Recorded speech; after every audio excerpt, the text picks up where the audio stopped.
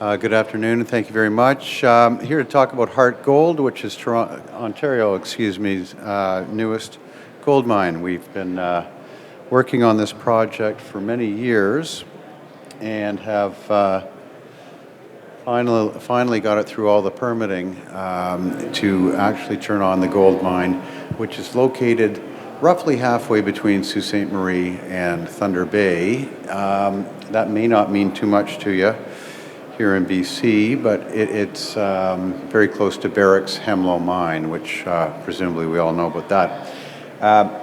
We have, at this stage in the ball game, we're listed on Toronto, headquartered in Toronto. Of course, market cap is roughly $245 million. Our analysts following us are Macquarie, Cantor Fitzgerald, and Haywood.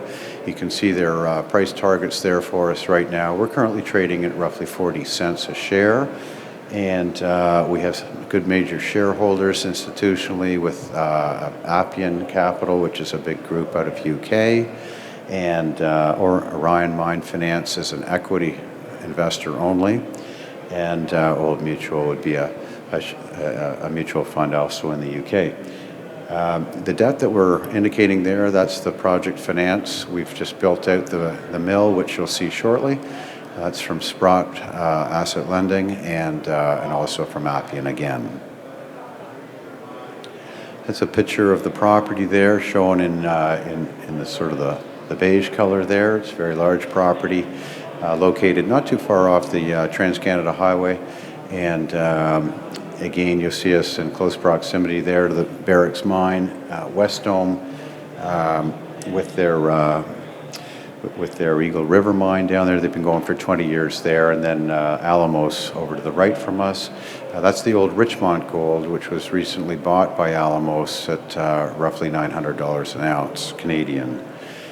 So a very good mining area, excellent infrastructure. Road right into the site, hydro line right into the site, which we put in ourselves. So we run this on hydro, and it's a nice high-grade gold mine with roughly 33,000 ounces targeted just under our PEA right now. We're currently in the process of upping that. We anticipate exiting 2019 more at 75,000 ounces. The grade is quite high. It's roughly 8.5 gram per ton. We've mined 100,000 tons through bulk samples over the last few years and turned on the commercial production just in September of this year. At this stage in the ball game, we'd like to remind people that we've done quite a bit of work here over the last 10 years. There's the permitting, of course, and building out the mine, but there's been an awful lot of drilling. We've gone from 180,000 ounces when we started to more like 1.5 million right now. And with a further update pending completion of the work by the consulting geologist, we'll have that report out in 2 weeks' time, roughly, and which will include all the drilling we did in 2018. Right, this is the PEA mine plan as it stands right now, and this is slated to be updated over the course of the next couple of months based on the updated resource. You'll see there coming down the left-hand side. That's where we've been drilling mining. That is the sugar zone proper itself. We've done quite a bit of drilling, which included moving inferred resources into the indicated, which will, if you could pretend that was two legs you were looking at there, one cut off at the knee, it'll have the lower leg shortly. So we've made excellent progress here. We've given you an indication of of some of the metrics there. Once we hit normalized operations, we anticipate all-in sustaining costs be something like a little over 700 Canadian, and versus a current gold price that's roughly 1,700 Canadian. So we've got a great margin there, and this is going to be a good money maker to finance ongoing exploration on the property, the immediate vicinity of the mine, and also across the overall property, which measures about 80,000 hectares. This is a zoom in here on the sugar zone there on the left-hand side. You'll see that. You'll recognize the underground mine workings there. That's a mock-up under our PEA. Again, I just want to stress the fact that we're going to update this, and it's going to be it's going to bring in more ounces and a bigger mine plan.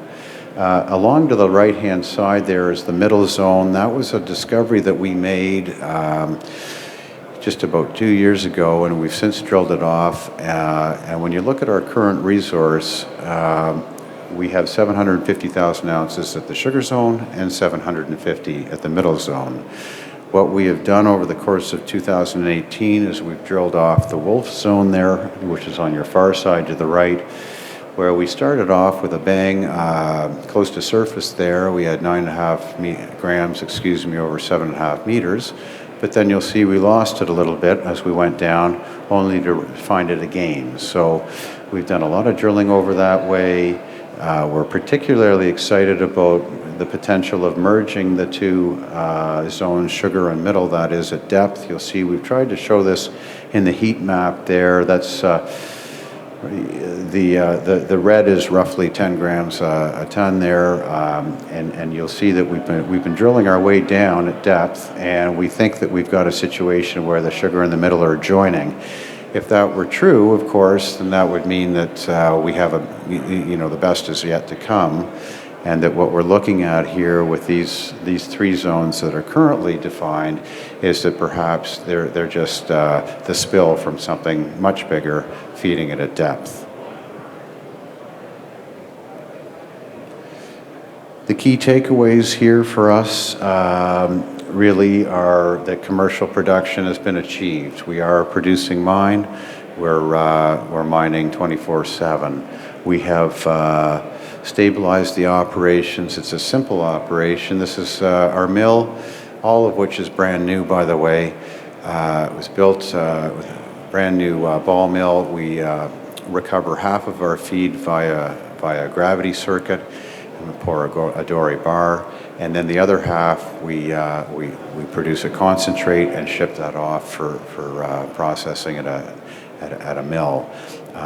Over time, what we're going to do is we're going to increase our production rate, and we're going to look to add a cyanide circuit so that we can dispense with shipping the concentrate and instead process absolutely everything on site, boost our recoveries, and reduce our costs further. The resource update that's underway, I keep talking about it, and the reason is we anticipate that the resource grade will go higher. That's been our experience when we drill the inferred up to indicated, is that that we see our grade move higher, and toward basically about 8.5, 9 gram would be our target there. The PEA target, so that as we said, that 33,000 ounce, that's just where we're starting now. We anticipate exiting the year here at 2019 more at 75,000 ounces. The feasibility study, I know it's kind of funny to do a feasibility study when you're already in production, but what we did was instead of a feasibility study, we did bulk sample. We did 100,000 tons bulk samples over the last few years. We figured it was the best way to demonstrate to ourselves, the market, and our investors exactly what we had underground. So specifically, how does this ore body hold together? What's the grade? What's the continuity? What are the recoveries? How much does it cost, etc. So we did all of that stuff, and in our mind, that was way better than a feasibility because we did it in real time with real dollars. And doing 100,000 tons generated something in the neighborhood of 25,000 ounces. So that was good cash flow for us, which we, of course, just plowed back into building it at the mill. Finally, the property is very large. We do have a property-wide exploration program underway. We are always going to be drilling along strike and at depth in the immediate vicinity of the mine. That's just 5 kilometer stretch of ground, out of which is an initial 35 kilometer long greenstone belt. So those, take it all together, we're Ontario's newest producer, well positioned to make good money for a long time and explore this property and continue to grow the resource. That's the end of my presentation, and thank you very much.